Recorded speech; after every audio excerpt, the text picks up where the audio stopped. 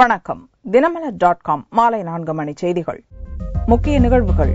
திட்டக்குழுவுக்கு மாற்றாக புது அமைப்பு, பொதுமக்கள் கருத்து தெரிவிக்க பிரதமர் மோடி அழைப்பு. தேக்கடியில் முல்லை பெரியாறு அணை மேற்பார்வை குழு ஆய்வுக் கூட்டம், கேரளா புறக்கணிப்பு. தமிழகம், புதுச்சேரியில் பல இடங்களில் மழைக்கு வாய்ப்பு, வானிலை ஆய்வு மையம் தகவல். விரிவான செய்திகள். திட்டக்குழுவுக்கு பதிலாக அமைய இருக்கும் புதிய அமைப்பு குறித்து பொதுமக்கள் கருத்து தெரிவிக்குமாறு பிரதமர் நரேந்திர மோடி கேட்டுக் கொண்டுள்ளார்.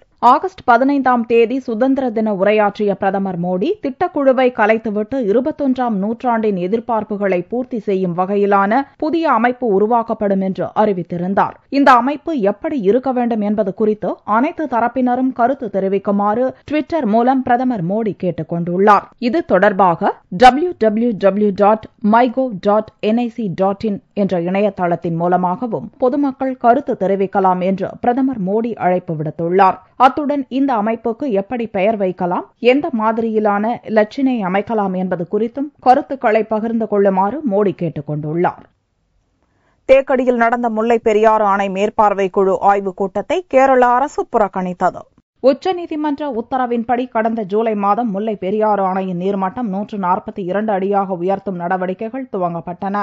அணையின் நீர்மட்டம் உயர்த்துவது தொடர்பாக ஆய்வு செய்ய 3 பேர் கொண்ட மேற்பார்வை குழு அமைக்கப்பட்டது. அதில் தமிழகம் சார்பாக பொதுப்பணித்துறை செயலாளர் சாய்குமார், கேரள மாநில நீர்ப்பாசன செயலாளர் குரியன் மற்றும் மத்திய நீர்வள ஆணை உறுப்பினர் நாதன் ஆகியோர் உறுப்பினர்களாக இடம்பெற்றனர். இந்த குழு கடந்த மாதம் ஆணையை ஆய்வு செய்து நீர்மட்டத்தை 136 அடியிலிருந்து 142 அடியாக உயர்த்த மதகுகளை தரையிறக்கியது. இந்நிலையில் 3 பேர் குழுவை தொடர்ந்து துணைக்குழு ஒன்றும் அமைக்கப்பட்டது. இந்த இரு குழுக்களும் இணைந்து அணையின் நீர்மட்டம், அங்குள்ள தட்பவெப்பநிலை குறித்து ஜூலை 17ஆம் தேதி முதற்கட்ட ஆய்வுகளை மேற்கொண்டது. இந்நிலையில் மேற்பார்வை குழுவினரின் 2ஆம் கட்ட ஆய்வு செவ்வாயன்று முல்லை பெரியாறு அணையில் நடைபெற்றது. துணைக்குழுவைச் சேர்ந்த தமிழக அரசு செயற்பொறியாளர் மாதவன், பெரியார் அணை உதவி பொறியாளர் ராமேஸ்வரன், மத்திய அரசு சார்பாக நியமிக்கப்பட்ட அமர்ஜி ஹரிஷ் கிரீஷ் மற்றும் துணைக்குழுவைச் சேர்ந்த நாதன் மற்றும் சாய்குமார் ஆகியோர் அணைப்பகுதியில் தட்பவெப்பநிலை குறித்தும் மழை அளவு குறித்தும் ஆய்வு செய்தனர். ஆனால் கேரள மாநில நீர்ப்பாசன செயலாளர் குரியன், துணைக்குழுவைச் சேர்ந்த கேரள நீர்ப்பாசனத்துறை செயற்பொறியாளர் ஜான் டேனியல், உதவி பொறியாளர் பிரசித் ஆகியோர் இதில் பங்கேற்காமல் புறக்கணித்தனர். முல்லை பெரியாறு அணை தொடர்பாக குமுளியில் நடக்கும் கூட்டத்தில் மட்டுமே பங்கேற்க வேண்டும் என்றும் அணையில் நடக்கும் கூட்டத்தில் பங்கேற்க வேண்டாம் என்று கேரள பிரதிநிதிக்கு அம்மாநில அரசு உத்தரவு பிறப்பித்துள்ளது.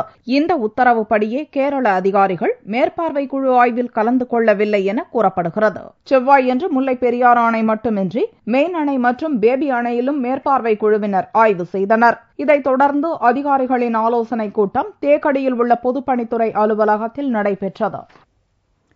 தென் தீபகற்பத்தின் மேல் நிலை கொண்டுள்ள மேலடுக்கு சுழற்சி காரணமாக மழை பெய்ய வாய்ப்புள்ளதாக சென்னை வானிலை மையம் தெரிவித்துள்ளது. சென்னை மண்டல வானிலை மைய இயக்குநர் ரமணன் செவ்வாயன்று செய்தியாளர்களை சந்தித்தார். திங்களன்று தென்கிழக்கு வங்கக்கடலில் நிலை கொண்டிருந்த மேலடுக்கு சுழற்சி செவ்வாயன்று காலை 8:30 மணி நிலவரப்படி தென் தீபகற்பத்தின் மேல் நிலை கொண்டுள்ளதாக ரமணன் தெரிவித்தார். இதனால் அடுத்த 24 மணி நேரத்தில் கடலோர மாவட்டங்களில் மழைக்கு வாய்ப்புள்ளதாகவும் உள் மாவட்டங்களில் ஒரு சில இடங்களில் கனமழைக்கு வாய்ப்புள்ளதாகவும் ரமணன் கூறினார். நேற்று தென்கிழக்கு வங்கக்கடல் நிலை கொண்டிருந்த மேலடுக்கு சுழற்சியானது இன்று காலை 8:30 மணி அளவிலே தென் தீபகற்பத்தின் மேல் நிலை கொண்டுள்ளது. இந்த மேலடுக்கு சுழற்சியின் காரணமாக கடந்த 24 மணி நேரத்திலே தமிழகம் மற்றும் புதுச்சேரியில் அநேக இடங்களில் மழை பெய்துள்ளது. பதிவு செய்யப்பட்ட தரவுகளின் அடிப்படையில் மிக அதிகமான மழை 15 சென்டிமீட்டர் பொன்மலை மற்றும் முளாந்தூரில் பதிவாகியுள்ளது. அடுத்த 24 மணி நேரத்தை பொறுத்தவரை உள் மாவட்டங்களில் அநேக இடங்களிலும் கடலோர மாவட்டங்களில் ஒரு சில இடங்களிலும் இடியுடன் கூடிய மழையை நாம் எதிர்பார்க்கலாம். உள் மாவட்டங்களை பொறுத்தவரை ஓரிரு இடங்களில் கனமழையும் இருக்கக்கூடும். சென்னை நகரை பொறுத்தவரை வானம் ஓரளவு மேகமூட்டத்துடன் இருக்கும். நகரின் சில பகுதியில் மழை வருவதற்கான வாய்ப்பு உண்டு. கடந்த 24 மணி நேரத்தில் சிவகாசியில் 8 சென்டிமீட்டர், தம்மம்பட்டியில் 6 சென்டிமீட்டர், பெண்ணாகரத்தில் 5 சென்டிமீட்டர் மழை பதிவாகியுள்ளது. ஒகேனக்கல், கரூர், சின்னக்கல்லாறு, தொழுதூர், பரமத்தி வேலூரில் 4 சென்டிமீட்டர், திருவண்ணாமலை, வேதாரண்யம், பஞ்சப்பட்டி, அவினாசி, திருப்பத்தூர், நெய்வேலி, சூளகிரி, மங்களாபுரத்தில் 3 சென்டிமீட்டர் மழையும் பதிவாகியுள்ளதாக சென்னை வானிலை மையம் தெரிவித்துள்ளது. தேனி மாவட்டத்தில் பெய்து வரும் கனமழையால் 3 ஆண்டுகளுக்கு பின்னர் கண்டமனூர் வைகையாறு கரைபுரண்டு ஓடுவதால் விவசாயிகள் மகிழ்ச்சி அடைந்தனர். தேனி மாவட்டத்தில் சில மாதங்களாக மழை இல்லாமல் வெயில் வாட்டி வதைத்து வந்தது. ஏரிகள், குளங்கள் போன்றவை தண்ணீர் இன்றி வறண்டு கிடந்தன. இந்நிலையில் கடந்த 1 மாதமாக தேனி பகுதிகளில் நல்ல மழை பெய்து வருகிறது. கடந்த 2 நாட்களாக தேனி, பெரியகுளம், போடி, கம்பம், ஆண்டிப்பட்டி பகுதிகளில் பெய்த மழையால் மூல வைகை ஆற்று பகுதியான கண்டமனூர் ஆற்றில் 3 ஆண்டுகளுக்கு பின்னர் வெள்ளம் பெருக்கெடுத்து ஓடுகிறது. கனமழையால் தேனி மாவட்டத்தில் நிலத்தடி நீர்மட்டம் உயர்ந்துள்ளதோடு குடிநீர் தட்டுப்பாடும் ஏற்படாது என்று விவசாயிகள் மகிழ்ச்சி தெரிவித்தனர். 2 வருஷமா மழை இல்லாம கிணத்துல தண்ணி பூரா வச்சு போச்சு, போர் எல்லாம் வச்சு போச்சு. இன்னைக்கு இந்த மழை விழுந்தது நல்லது, ஓரளவுக்கு பரவாயில்ல. இதே மாதிரி இன்னும் மழை நிறைய விழுந்தா நல்லா இருக்கும். கிணத்துல தண்ணி ஊறிடும், விவசாயம் நல்லா இருக்கும். தேனியில் தொடர்ந்து மழை பெய்து வருவதால் விவசாயிகள் வேளாண் பணிகளை துரிதப்படுத்தியுள்ளனர். அதிமுக பொதுச் செயலாளர் பதவிக்கான தேர்தல் வரும் 29ஆம் தேதி நடக்கும் என்று அக்கட்சி அறிவித்துள்ளது. அதிமுகவின் பொதுச் செயலாளர் பதவிக்கு ஒவ்வொரு 5 ஆண்டுக்கு ஒருமுறை தேர்தல் நடக்கும். அதிமுக பொதுச் செயலாளராக இதுவரை ஒருமனதாகவே ஜெயலலிதா தேர்வு செய்யப்பட்டு வருகிறார். இந்நிலையில் அதிமுக பொதுச் செயலாளர் பதவிக்கான தேர்தல் ஆகஸ்ட் 29ஆம் தேதி நடக்கும் என்று அக்கட்சி அறிவித்துள்ளது. தேர்தல் ஆணையாளராக கட்சியின் அமைப்பு செயலாளர் விசாலட்சுமி நெடுஞ்செழியன் பொறுப்பு வகிப்பார் என்றும் ஆகஸ்ட் 20ஆம் தேதி முதல் 24ஆம் தேதி வரை வேட்புமனு தாக்கல் செய்யலாம் என்றும் கட்சியின் செய்திக்குறிப்பில் தெரிவிக்கப்பட்டுள்ளது. வேட்புமனு பரிசீலனை ஆகஸ்ட் 28ஆம் தேதி நடக்கும் என்றும் வேட்புமனு வாபஸ் பெற ஆகஸ்ட் 29ஆம் தேதி கடைசி நாள் என்றும் அறிவிக்கப்பட்டுள்ளது. தேவைப்பட்டால் ஆகஸ்ட் 29ஆம் தேதி தேர்தல் நடக்கும் என்றும் அன்றைய தினமே தேர்தல் முடிவு அறிவிக்கப்படும் என்றும் அந்த செய்திக்குறிப்பில் தெரிவிக்கப்பட்டுள்ளது. திராவிட கட்சிகளுக்கு மாற்று சக்தியாக தேமுதிக, மதிமுக உருவெடுக்க முடியாது என்றும் பாமக நிறுவனர் ராமதாஸ் கூறியுள்ளார். தென்சென்னை மாவட்ட பாமக சார்பில் தேனாம்பேட்டையில் உள்ள தனியார் மண்டபத்தில் செவ்வாயன்று பொதுக்குழு கூட்டம் நடந்தது. இக்கூட்டத்தில் பாமக நிறுவனர் ராமதாஸ் கலந்து கொண்டு பேசினார். வரும் 2016இல் தமிழகத்தில் பாமக ஆட்சி அமைக்கும் காலம் கனிந்துள்ளதாகவும் திராவிட கட்சிகளுக்கு மாற்று சக்தியாக தேமுதிக மற்றும் மதிமுக உள்ளிட்ட கட்சிகள் உருவெடுக்க முடியாது என்றும் பாமக தான் மாற்று சக்தியாக விளங்கும் என்றும் ராமதாஸ் நம்பிக்கை தெரிவித்தார். 2016 இந்த 2016ல திமுக, அண்ணா திமுக 47 வருஷத்தை செய்த இந்த நாசகார வேலையை, நாட்டை குட்டுச்சவராக்குனது, சின்னாபின்னப்படுத்தினது, சீரழிச்சதை சரி செய்ய எந்த கட்சியால முடியும்? நீங்க இருக்கிற கட்சியெல்லாம் அப்படி வருஷப்படுத்துங்க. நான் பெரிய பெரிய கட்சிகள், அகில இந்திய கட்சிகள், அகில உலக கட்சிகள் அதெல்லாம் சொல்றேன். அகில உலக கட்சி, கம்யூனிஸ்ட், அது ஒண்ணுமே இல்லாம போச்சு. 2000 ஓட்டு, 3000 ஓட்டு, 5000 ஓட்டு வாங்குறான். இப்போ எம்பி தேர்தலில் காங்கிரஸ் அதால முடியுமா? 2014 ஆட்சி அமைக்க முடியுமா? முடியாது.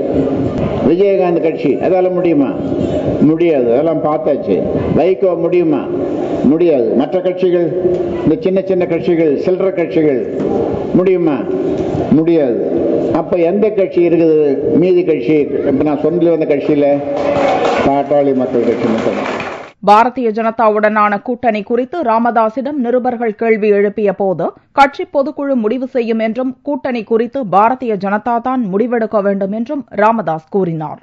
பாரதிய ஜனதா கட்சி அவங்க சொல்ல வேண்டும், அவர்களிடம் இந்த கேள்வியை கேளுங்கள் என்று அன்புமணி ராமதாஸ் சொல்லியிருக்கிறார். நானும் அதையே வழிமொழிகிறேன். 2016 தேர்தலையும் இதே கூட்டணி நீடிக்கும்.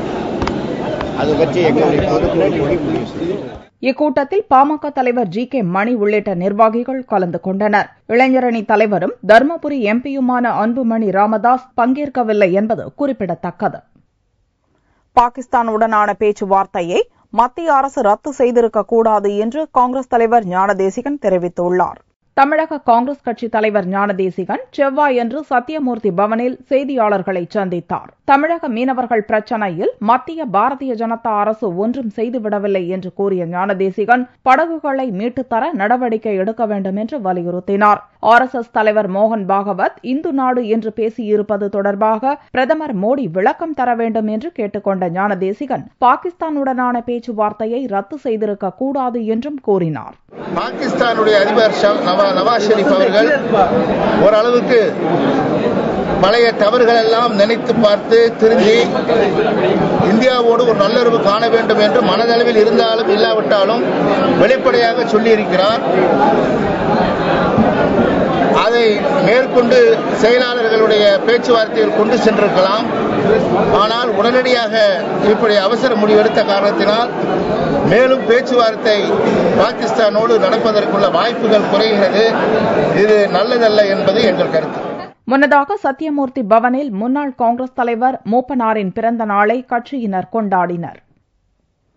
பீகார் மாநிலத்தில் ஆளில்லாத லெவல் கிராசிங்கில் ஆட்டோ மீது ரயில் மோதியதில் சம்பவ இடத்திலேயே 20 பேர் பலியாகினர். பீகார் மாநிலம் கிழக்கு சம்பரன் மாவட்டத்தில் சீமரா மற்றும் சுகாலி ரயில் நிலையங்களுக்கு இடையே சின்னாட்டா என்ற இடத்தில் ஆளில்லாத லெவல் கிராசிங் உள்ளது. திங்களன்று ஒரு ஆட்டோ இந்த இடத்தை கடந்து செல்ல முயன்றது. அதில் 8 குழந்தைகள் உட்பட 20 பேர் இருந்தனர். அப்போது அவ்வழியாக வேகமாக வந்த ரப்தி கங்கா எக்ஸ்பிரஸ் ரயில் ஆட்டோ மீது மோதியது. மோதிய வேகத்தில் 1 கிலோமீட்டர் தூரம் வரை இழுத்துச் செல்லப்பட்டது. இந்த விபத்தில் ஆட்டோவில் இருந்த 8 குழந்தைகள் உட்பட 20 பேர் சம்பவ இடத்திலேயே பலியாயினர். சத்தம் கேட்டு அக்கம் பக்கத்தவர்கள் வந்து மீட்பு பணியில் ஈடுபட்டனர். தகவல் அறிந்து போலீசார் மற்றும் ரயில்வே படையினரும் அங்கு வந்து மீட்பு பணியில் ஈடுபட்டனர். பலியானவர்கள் அனைவரும் ஒரே குடும்பத்தைச் சேர்ந்தவர்கள் என்றும் ஒரு நிகழ்ச்சிக்காக ஒரே ஆட்டோவில் பயணித்தவர்கள் என்றும் விசாரணையில் தெரியவந்துள்ளது. அரசாணைப்படி 500க்கும் மேற்பட்ட பார்வையற்ற பட்டதாரிகளுக்கு வேலை வழங்க வேண்டும் என்று பார்வையற்ற பட்டதாரிகள் சங்கத்தினர் தமிழக அரசுக்கு கோரிக்கை விடுத்துள்ளனர். பார்வையற்ற பட்டதாரிகள் சங்கத்தினர் சென்னையில் செவ்வாயன்று செய்தியாளர்களை சந்தித்தனர். அப்போது பேசிய அவர்கள் கடந்த 2013 செப்டம்பர் 16ஆம் தேதி முதல் 28ஆம் தேதி வரை நடத்தப்பட்ட தொடர் போராட்டங்கள் காரணமாக தமிழக முதல்வர் ஜெயலலிதா பார்வையற்ற பட்டதாரிகள் 550 பேர்களுக்கு வேலை வழங்கப்படும் என்று அரசாணை வெளியிட்டார். ஆனால் இதுநாள் வரை அரசாணையை நடைமுறைப்படுத்தவில்லை என்று பார்வையற்ற பட்டதாரிகள் சங்கத்தினர் தெரிவித்தனர். அரசாணையில் சில மாற்றங்களை செய்து உடனடியாக பார்வையற்ற பட்டதாரிகளுக்கு அரசு மற்றும் அரசு உதவி பெறும் பள்ளிகளில் வேலை வழங்க வேண்டும் என்றும் அவர்கள் கோரிக்கை விடுத்தனர். தமிழக முதல்வர் அவர்கள் எங்களுக்கு பணிவாய்ப்பு வழங்குவதாக அரசாணை எண் 260 கீழ் ஒரு அரசாணையை வெளியிட்டார்கள். அரசாணையில் உடனடியாக என்ற வார்த்தையோ முன்னுரிமை என்ற வார்த்தையோ இடம்பெறவில்லை. எத்தனை காலி பணியிடங்கள் வழங்கப்படும் என்றோ எப்பொழுது வழங்கப்படும் என்றோ எந்த குறிப்பும் இல்லை. 550 பட்டதாரி ஆசிரியர் பணியிடங்கள், 200 முதுகலை ஆசிரியர், இந்த விவரங்கள் இருக்கும் பின்னடை பணியிடங்கள் ஏற்படும் காலி பணியிடங்களை கொண்டு நிரப்புவோம். இதை நிரப்புவதற்கு ஒரு அரசாணை தேவையா என்பதுதான் எங்களுக்கு ஒரு கேள்வியாக எழுந்துள்ளது. எனவே இப்பொழுது எங்கள் கோரிக்கை என்னவென்றால் தேர்ச்சி பெற்ற அனைவருக்கும், தகுதி வாய்ந்த அனைவருக்கும் பணிவாய்ப்பு, அரசு சொன்னது போல பணிவாய்ப்பு வழங்க வேண்டும்.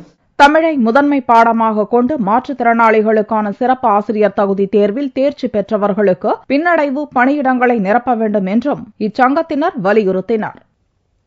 தேனியில் வாரிசு சான்றிதழ் வழங்குவதற்கு 10,000 ரூபாய் லஞ்சம் வாங்கிய வருவாய்த்துறை ஆய்வாளரை லஞ்ச ஒழிப்பு போலீசார் கைது செய்தனர். தேனி மாவட்டம் கண்டமனூர் பகுதியைச் சேர்ந்த கூலி தொழிலாளி காளிமுத்து தனது தந்தை இறந்த பின்பு வாரிசு சான்றிதழ் பெறுவதற்காக கண்டமனூர் வருவாய் ஆய்வாளர் சேக்கொலியிடம் விண்ணப்பித்தார். கடந்த 10 நாட்களாக சான்றிதழ் வழங்காமல் சேக்கொலி காலம் தாழ்த்தினார். இதனிடையே 10,000 ரூபாய் லஞ்சம் கொடுத்தால் சான்றிதழ் கொடுக்கப்படும் என்றும் அவர் காளிமுத்துவிடம் வற்புறுத்தினார். பணம் கொடுக்க விரும்பாத காளிமுத்து இது தொடர்பாக மாவட்ட லஞ்ச ஒழிப்புத்துறை அதிகாரிகளிடம் புகார் அளித்தார். அதிகாரிகளின் ஆலோசனையின் பேரில் காளிமுத்து வருவாய்த்துறை அதிகாரி சேகோலியிடம் ரசாயனம் தடவிய பணத்தை கொடுத்தார். அப்போது அங்கு மறைந்திருந்த லஞ்ச ஒழிப்புத்துறை அதிகாரிகள் அவரை லஞ்ச பணத்துடன் கையும் களவுமாக பிடித்து கைது செய்தனர். பின்னர் சேகோலியிடம் போலீசார் விசாரணை நடத்தி மதுரை மத்திய சிறையில் அவரை அடைத்தனர். தங்கத்தின் விலையில் செவ்வாயன்று ஒரு சவரனுக்கு 72 ரூபாய் குறைந்தது. ஒரு சவரன் தங்கம் 21,400 ரூபாய்க்கு விற்பனையானது. 1 கிராம் ஆபரண தங்கம் 2,675 ரூபாயாக இருந்தது. வெள்ளி 1 கிராம் 46 ரூபாய்க்கு விற்பனையானது. பார்வெள்ளியின் விலை 42,970 ரூபாயாக இருந்தது. நூல் விலை உயர்வு, விசைத்தறிகளின் ஆதிக்கத்தால் பாவு போடும் தொழில் பாதிக்கப்பட்டுள்ளதாக தொழிலாளர்கள் கவலை தெரிவித்துள்ளனர். பொள்ளாச்சி அருகே உள்ள குள்ளக்காபாளையம், தொப்பம்பட்டி, ராசாக்காபாளையம் பகுதிகளில் கைத்தறிக்கு தேவையான நூலுக்கு பாவு போடும் தொழிலை தொழிலாளர்கள் பலர் செய்து வருகின்றனர். தற்போது கைத்தறி சேலைகளின் உற்பத்தி பாதிக்கப்பட்டதோடு விசைத்தறிகளின் ஆதிக்கத்தால் பாவு போடும் தொழில் நலிவடைந்துள்ளது. கைத்தறி நெசவை உயர்த்த அரசு பல்வேறு திட்டங்களை செயல்படுத்தியுள்ளது. இதில் கைத்தறி ரகங்களுக்கு உபயோகப்படுத்தும் டிசைன்களை விசைத்தறி பயன்படுத்தக்கூடாது என்று அரசு அறிவித்தாலும் விசைத்தறியாளர்கள் செயல்படுத்துவதில்லை என்று புகார் எழுந்துள்ளது. இதனால் கைத்தறி தொழில் பாதிக்கப்படுவதாக பாவு போடும் தொழிலாளர்கள் வருத்தம் தெரிவித்தனர். விசைத்தறியாளர்களின் நடவடிக்கையால் கைத்தறிக்கு உப தொழிலான நூலுக்கு பாவு போடும் தொழில் நலிந்து வருவதாகவும் தொழிலாளர்கள் கூறினர். பவர்லூம்ல பாத்தீங்கன்னா இப்போ நம்ம கைத்தறி சாலைக்குன்னு ஒரு ரகங்கள் பண்ணிட்டு இருக்காங்க. ஆனா கவர்மெண்ட் தடை பண்ணியிருக்காங்க. அப்படி இருந்தும் இதை செஞ்சுட்டு தான் இருக்காங்க. கவர்மெண்ட்ல கைத்தறி ரகங்களை பவர்லூம்ல செய்யக்கூடாதுன்னு உத்தரவு போட்டுமே அதை எப்படியோ அப்படி இப்படின்ட்டு எப்படி பண்ணிட்டு இருக்காங்க. ஆனா எங்க தொழில் பாதிக்குது. இப்போ இதே நடந்துச்சுன்னு வச்சுக்கோங்க, கடைசியில அடுத்த ஜெனரேஷன்ல கைத்தறிச்சாலன்னு என்னன்னு தெரியாம போகக்கூடிய நிலைமை ஏற்படும். அந்நிய நாட்டு உடைகளுக்கு முக்கியத்துவம் அளிக்கும் மக்கள் பாரம்பரியமாக கைத்தறியில் உற்பத்தி செய்யப்படும் ஆடைகளுக்கு மதிப்பளிக்க வேண்டும் என்றும் தொழிலாளர்கள் கேட்டுக் கொண்டனர். இப்ப இந்த தொழில் ரொம்ப நலிவடைஞ்சுக்கிட்டு இருக்குங்க. அதுக்கு காரணம் என்னன்னு கேட்டீங்கன்னா, இந்த கைத்தறியில் வர டிசைன்கள் பூராமே பவர்லூம்ல போடுறதுனால பூரா மக்கள் அதைத்தான் விரும்பி எடுக்கிறாங்களே ஒழிய இந்த கைத்தறி பொருள் யாரும் எடுக்கிறது இல்லைங்க. அதனால வியாபாரிகள் எங்களுக்கு வியாபாரம் இல்லை, யாருமே இந்த விரும்பி எடுக்க மாட்டேங்கிறாங்க அப்படின்னு சொல்லி ஒரே ஒரு காரணத்துக்காக எங்களுக்கு தொழில் ரொம்ப நலிவடைஞ்சு போச்சுங்க. அதனால கவர்மெண்ட் இதுக்கு ஒரு மாற்றம் கொண்டு வந்தால் ரொம்பவும் ஹெல்ப்ஃபுல்லா இருக்குங்க. நலிந்து வரும் கைத்தறி நெசவை உயர்த்த அரசு விரைந்து உரிய நடவடிக்கை எடுத்தால் பல நூறு தொழிலாளர்களின் வாழ்வாதாரம் பாதுகாக்கப்படும் என்பது நிதர்சனமான உண்மை. மீண்டும் செய்திகள் இந்திய நேரப்படி இரவு 8 மணிக்கு. வணக்கம்.